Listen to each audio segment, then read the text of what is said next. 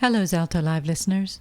Before we get started, we wanted to let you know that more teachings from Zen monk Claude AnShin Thomas are available in his two books, At Hell's Gate, A Soldier's Journey from War to Peace, and Bringing Meditation to Life, 108 Teachings on the Path of Zen Practice.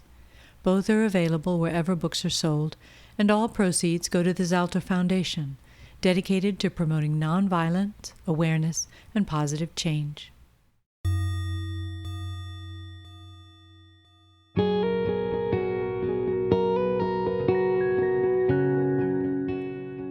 Hello and welcome to Zalto Live, the podcast featuring Zen Buddhist Monk Claude AnShin Thomas, who will share with you his life experiences that includes not only military combat, personal violence, and addiction, but also healing, transformation, and the ongoing joy of everyday life. Please enjoy listening.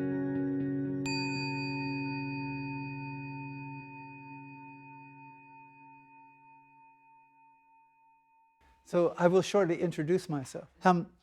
One of the things that brought me to Switzerland this trip is the German language version of this book. It's just been released, and I'm told it's a really good book, but only you can decide that. I will tell you that the book sales, none of that money comes to me. It all goes to the communities that have grown around the work that I do.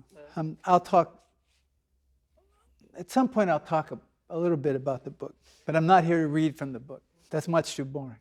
Yes. For those of you who don't know me, as it's been introduced, my name is Claude AnShin Thomas. AnShin is my ordained name. I'm ordained in a Japanese Zen lineage, but I've never studied in Japan. All my studies have been in the US and in Europe. I lived and studied in two separate monasteries. One of them was in France and one in the US. The temple that I studied at in the U.S., located in a city just to the north of New York City, a place called Yonkers, New York. Yes, there's a real famous movie, Lost in Yonkers. Yeah, true, it was very famous. Yeah, I never got lost there. I was born in a small rural farming village in the state of Pennsylvania. I joined the American military when I was 17. My father encouraged that. I first joined the military while I was still in high school. Yes, sort of. It's a mix. It's a mix. Yes, and it's like this in the U.S. So I could join the military while I was in high school, and then I would continue to finish my high school. And then the moment I graduated, I went directly into the military. I was trained in the United States and Europe, and then I volunteered. Yeah, then I volunteered to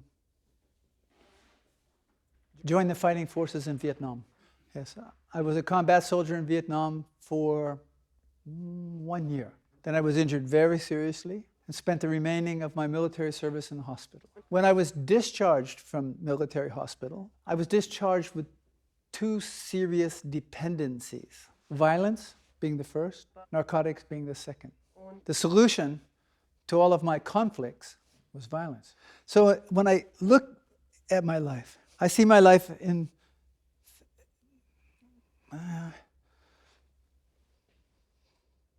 I see that part of my life in three phases. There was the war before the war, and the war after the war. The war before the war started in my family. Now remember, I'm ordained a Zen Buddhist monk. So Buddhist teachings are important to me. They guide me. They inform me. One of the founding teachings in Buddhist practice is the teaching of karma. So, how many heard the word karma? Yeah. So, what is it? There's no correct answer here. There is no correct answer. No, whatever answer you say is correct. So. I guess it's something the way or the things you the things you generate. Okay. Can you also say it in Swiss German? Yes. So, karma. Did you raise your hand? What's karma?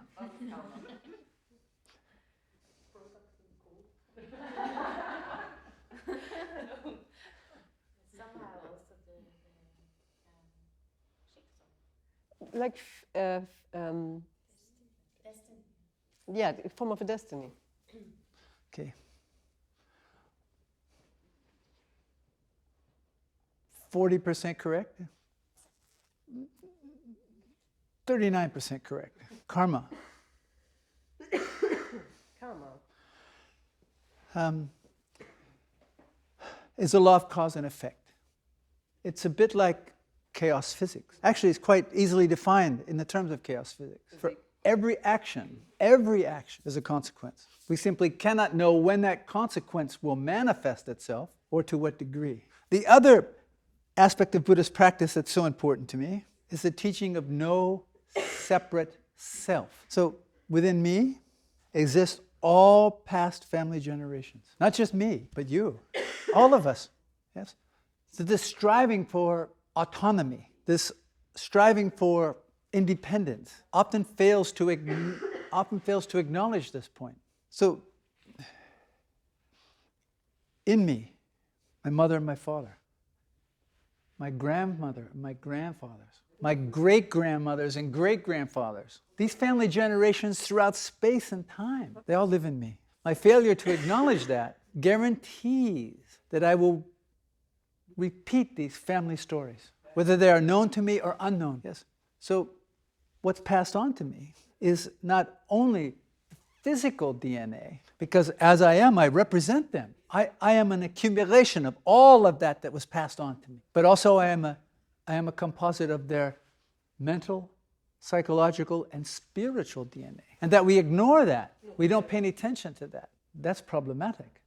If we want our world to be different, then we have to live different. Because as we are, the world becomes. You can believe that or not.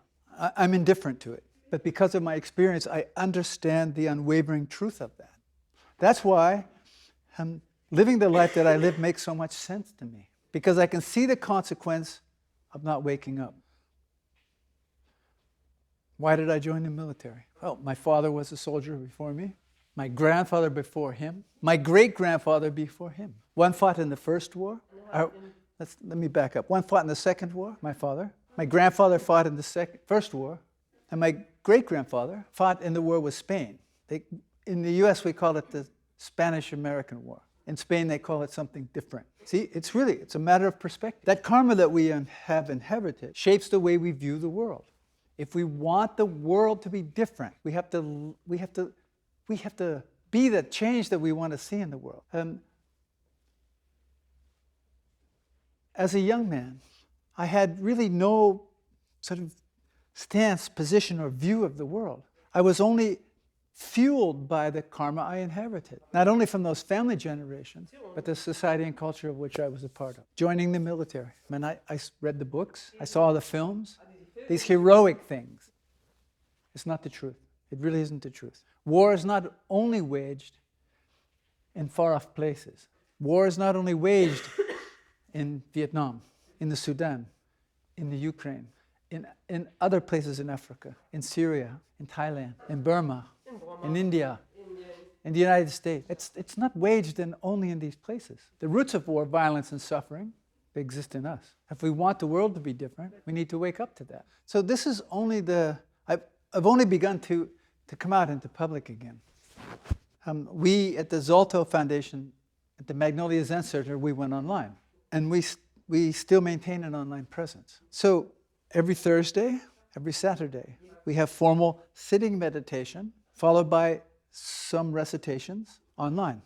Every Sunday, I do a session of questions and responses, open to an international group, online. And every Sunday night, I facilitate a group with veterans, combat veterans. But through this time, these online engagements, some things began to become clarified for me in terms of the way I presented them.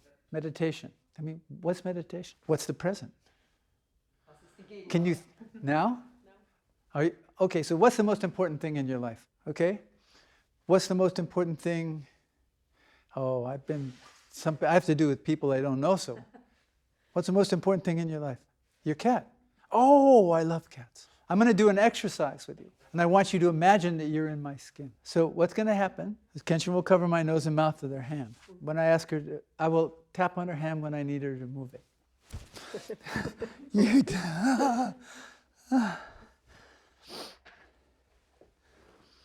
When I pulled her hand away from my mouth, what was the most important thing in my life? That's right. One breath, followed by one breath. How much time do you spend every day aware that you're breathing? It is impossible to be present in the moment unless I'm aware of my breath. It's a key to an active meditation practice. Meditation cannot be taught. We can't teach it, can't be taught. But I'll bet if you were to look on the internet, you will find a lot of meditation teachers. Like mindfulness. Mindfulness can't be taught. Mindfulness is a byproduct of an active meditation practice. However, the root of an active meditation practice is sitting meditation. It's called that. So what I encourage people to do is every morning, first thing, when you wake up, make your bed like you never slept in it. And then sit for 5 minutes. 5 minutes. Connect with your breath. Now, your breath. Breathe in through your nose, out through your mouth. When you breathe in, you don't follow the breath into the body. You pay attention to the precise point where the breath enters the body. And when breathing out, don't follow the breath out of the body. Pay attention to the precise point where the breath leaves the body. When breathing in, we don't cut the breath off here, the diaphragm. We bring the breath into the abdomen. You don't have to follow your breath into your body to know you're doing that. When breathing in, the stomach will expand. When breathing out, stomach contract. Part of an active meditation practice is to cultivate a relationship with our body in space. So we listen to our body as it speaks to us, because it's speaking to us all the time. Every problem we perceive in our life is ours. The problems are not external. The solutions are not external. But how often we're attracted to blaming.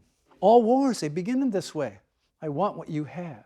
That's your house is on my property. Yeah, so you're going to give it to me. No, well then I'll come and take it. Yeah, because it's mine.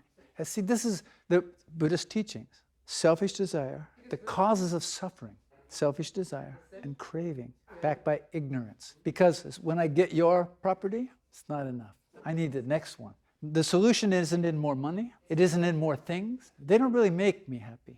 And actually the point is, happiness is really not the point. It's a Buddhist practice. It's rooted in 4 essential truths. First truth, there's suffering. The second truth, causes of suffering, selfish desire and craving, backed by ignorance. Third noble truth, where there's a cause, suffering, there's a cure. Fourth noble truth gives the cure. If you want to know what the cure is, I'm coming back in the autumn. I'll be doing a retreat. You can come to the retreat. Or you can study. You can do some research. You can look. Please don't believe everything you find on the internet. Please. So, war before the war, war after. The violence was in the family, between parents, arguing, fighting. That violence spilled onto me, my sister.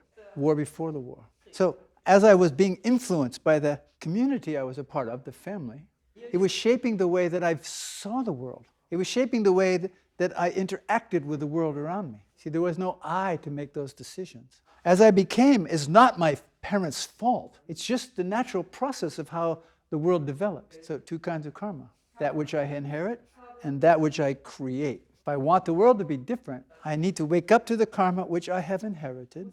I see that through the way in which I interact with the world. And then I get to see what I'm creating out of that. To clearly be willing to clearly see how I act in the world. The suffering that I created, I can't ever change that. What I can do is stop repeating that. There were some necessary steps I needed to take. First and most important step was to stop taking intoxicants. I was using intoxicants to repress the impact of the karma which I inherited, to mask the damage that I was responsible for with the karma I was creating. I want the world to be different. The world and self are not 2 things. As I am, the world becomes. Maybe not tomorrow, but eventually. You know, I imagine myself like a drip of water on a stone. You see that water dripping on that stone? It puts a hole in that stone. That soft thing called water. Put a hole in that stone. And over time, as it continues to drip on that stone, it can break that stone apart. Become the drip of water on the stone. I need to wake up, whatever that means. Understanding that meditation and daily life are not 2 things. Thank you for listening to this episode on Zalto Live. If you would like additional information, please look at the show notes or visit zaltho.org. That's ZALTHO.org. Our work is made possible solely through donations, so please consider making a tax-deductible gift on our website. We wish you well and thank you.